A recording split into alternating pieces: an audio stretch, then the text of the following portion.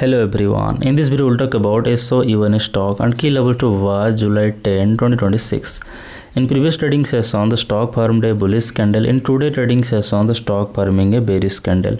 Now the stock trading at $6.49. On the weekly time frame, the stock is in downtrend, forming low, lower high, lower high, low. The support level is $5.83. On the daily time frame, if the price goes below its support level, the key support level is $6.08. The another support level is $5.83. If the price goes below $5.83, it could test $5.48. The resistance level is $7.09. If the price breaks above $7.09, it could test $7.67. That's my view on SOUN stock today. If you found this helpful, please subscribe for more update. This video is for educational purposes only, not financial advice.